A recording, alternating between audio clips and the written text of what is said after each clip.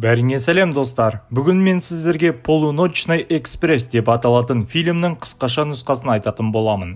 Фильм нақты оқиғаларға негізделген. Оқиға 1970 жылы 6 қазанда Стамбулда басталады. Американдық студент Билли Хейс қалыңдығы Сьюзенмен кездеспес бұрын денесінде нашақор заттарды жапсырады. Әуежайда ол қатты қобалжып, қызды күзетшіден өзі өтуге қалдырады. Батылдығын жинаған Билли де кедендік бақылаудан өтті. Түрік оның табағына таң қалды. Осыдан кейін ол өте ұзақ уақыт бойы жігіттің көзіне қарады. Американдық тым көп терлеп кетті, бірақ соңында оны ақыры жіберді. Ұшаққа баратын келесі автобуста Биллидің көңіл күйі айтарлықтай жақсарды. Бірақ көптеген әскерилер оларды кіре берісте күтіп тұрды. Қыз оның нашақор тасымалдап жатқанынан бейхабар еді. Жігіт пакеттерден құтылуға тырысады, бірақ автоматшы оған автобустан шығуды бұйырды.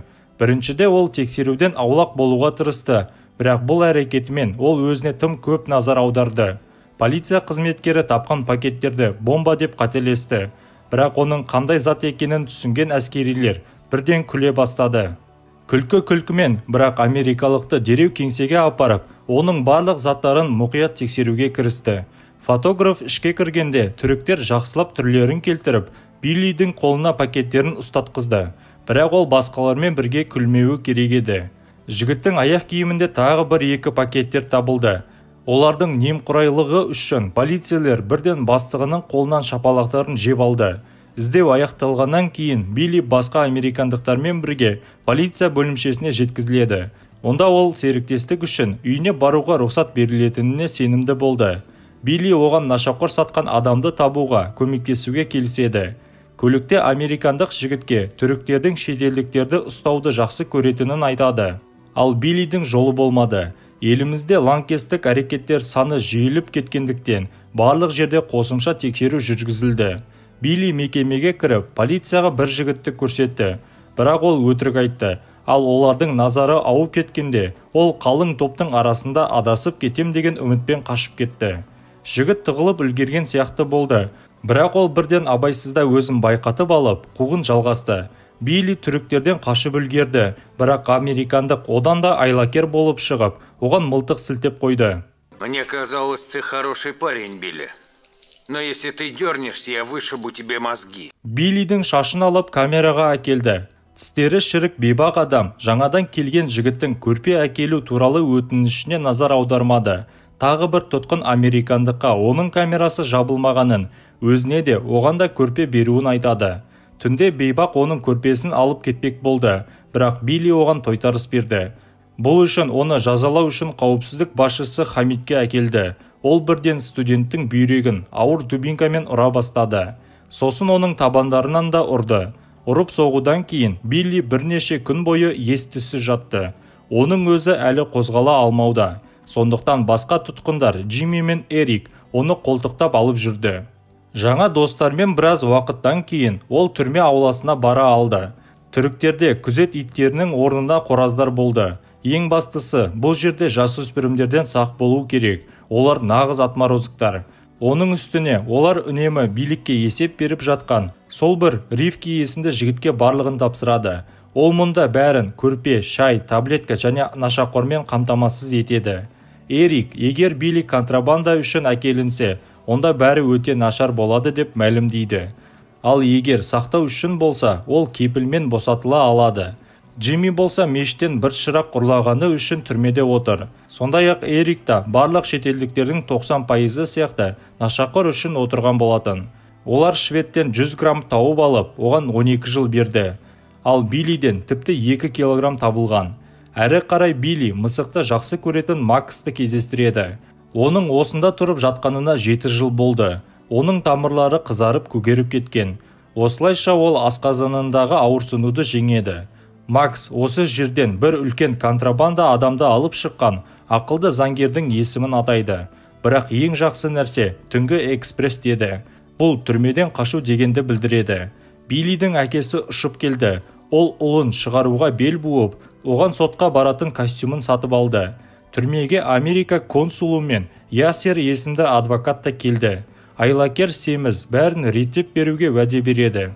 Әкесі мен баласы қалжыңдасады, бірақ кейін ол көз жасын ұстай алмай, оны осы жерден алып кетуін өтінеді. Сот отырысында шешен прокурор 1 минут бойы түрік тілінде сөйлеп жатып, Биллиге саусағын сілтеп тұрды.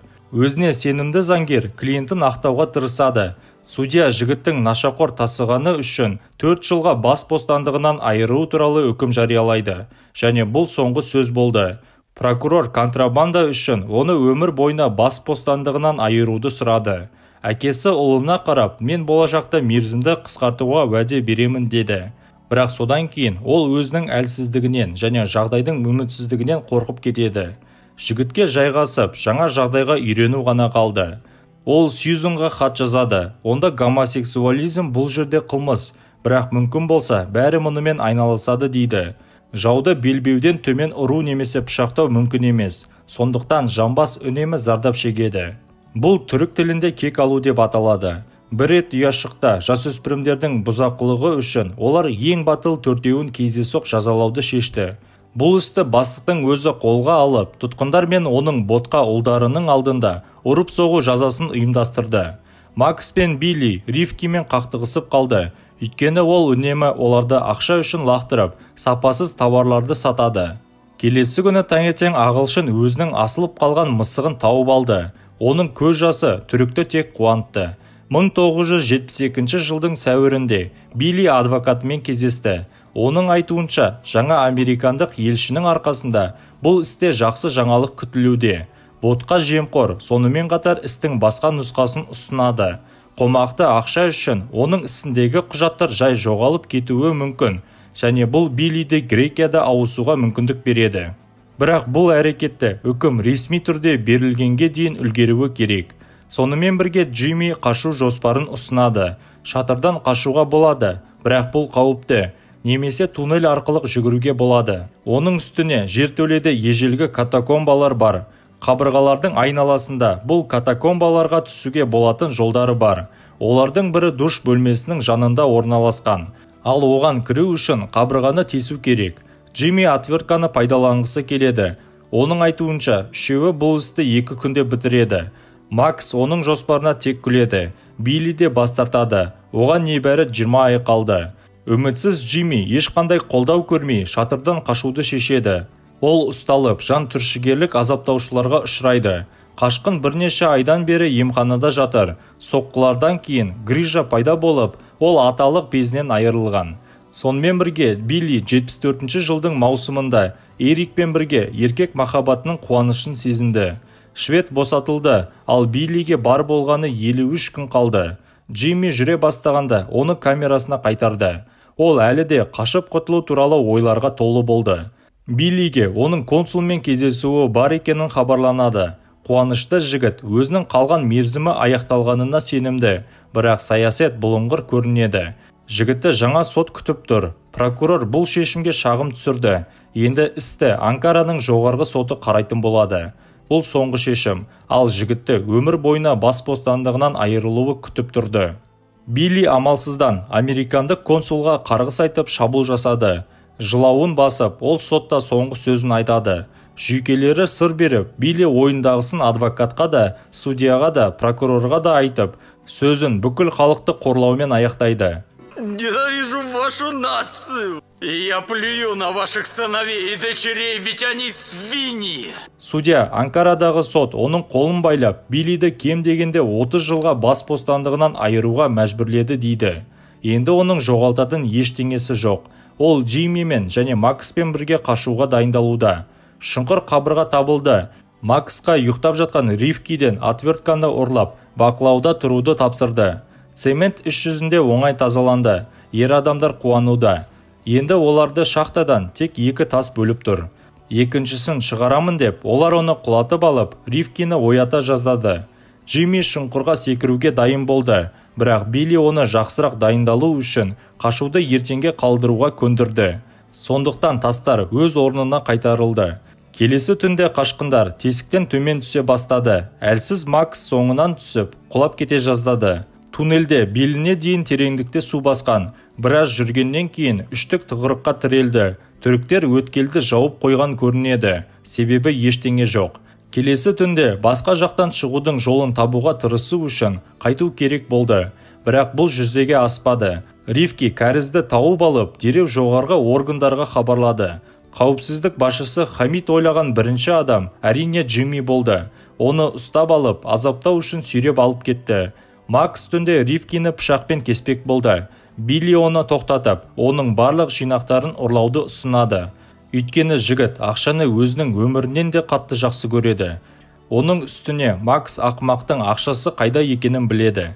Сүйікті жинақтарын таппай, Ривки айғайлап истерика шығарады. Күзетшілер ұрланған ақшаны іздеу үшін барлық жастықтар мен матрастарды камераларды аудара бастайды. Ақшалар ақыры табылды, бірақ бәрі өртенген немесе суланып кеткен.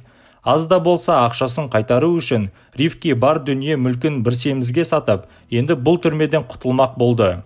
Кенеттен әскерилер отряды үй-жайға жүгіріп кіріп, іздеу жұмыстарын бастады. Ривкиден анаша тауып алды. Ол оны Макстан сатып алдым деп өтірік айтады. Бастық ер адамды ұстап ұра бастады. Сосын олар оны сүйреп әкетті. Күзетшілер кеткенде ашулы Билли Ривкиге шабуыл жасап, оны ұрып-соғып төбелес басталды. Түрік раковинаның астына тығылуға тырысады. Билли өзін ұстай алмайды және айналадағының бәрін бұза бастады. Ол ақырында оны ұстап алып, баспалдақта ұрып-соғып, тілін тістеп алады. Оның өзін күзетшілер бірден қатты соққыға жыға бастады. Осы оқиғадан кейін Билли 7 ай бойы психикалық аурулар секторында болды. Үлкен бөлме шулы болды. Максты да сонда лақтырып жіберді. Ол қазір күзетшілерден қашып бара жатыр. Бірақ белдігі бар Хамид оны ұстап алды. Сақалы өскен Билли айналасындағы болып жатқан оқиғаларға мүлде мән бермейді. Кейін ол психикалық дертке шалдыққандар жүретін жерге серуендеуге келді. Бір топ ессіз адамдар тастың айналасында сағаттап жүреді. Таңертең күзетшілер барлығын таяқпен оятады. Олар Биллиді ұрып-соғып көшеге алып шықты. Оның көздері қазірдің өзінде жарқын күн сәулесінен ауырды. Оны камераға апарды. Оған Сьюзан келіпті. 5 жыл ішінде қыз сүйіктісін бірінші рет көріп өз көзіне сене алмайды. Ол оған отбасы мен оның істері туралы айтады. Бірақ ол тек оның кеудесіне ғана қарап тұрды. Және жігіттің айтатын жалғыз нәрсесі ол киіміңді шеш болды.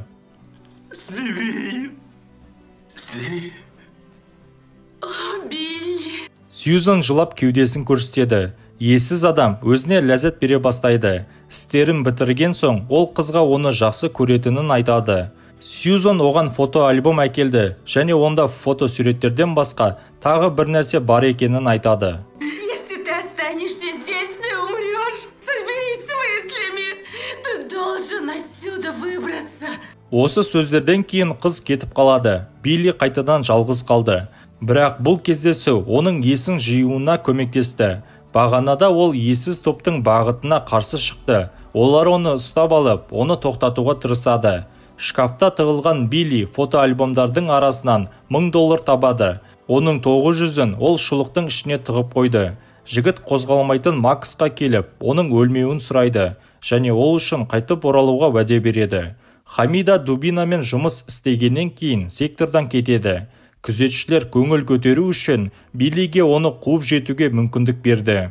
Американдық өз бастығына оны ауруханаға жіберу үшін ол оның қолынан сүйіп $100 ұсынады. Хамида ақшаны алды, сосын ол Биллиді қолынан жетелей бастады. Бірақ олар емхананың жанынан өтіп кетеді. Бастық жігітті жағасынан ұстап, алдына сүйрей бастады. Жігіт оны ұрмауын өтінеді. Түрік тұтқынды бөлмеге әкеліп, оны азаптап, ұрып-соға бастады. Кейін шалбарын шешіп, жігітке артқа бұрылуға бұйрық береді. Оның орнына Билли жүгіріп барып, оның ішіне басымен соққы берді. Хамид қабырғаға ұшып кетті де, чөйкесімен ілмекке барып соғылды. Билли мылтықты алып, оны атқысы келді. Бірақ мұның мәні болмады, себебі Хамид өліп қалған болатын. Америкалық оның киімін киіп, күзетшіден өтіп кетті. Ол оны шақырды, бірақ тек есіктің кілтін беру үшін ғана. Ол есікті ашты. Билли сыртқа шығып, алға қарай жүгірді. Өзіне қарай келе жатқан әскери машинаны көріп, ол жылдамдығын бәсеңдетіп, бетін жасырып, бостандыққа қарай жүгірді. 75 жылдың қазанында Билли Хейс Грекия шекарасын сәтті кесіп өтті. 3 аптадан кейін ол Нью-Йоркке ұшып келді. Осымен фильм аяқталды достар. Сіздермен болған кино шолу арнасы келесіде кездескенше.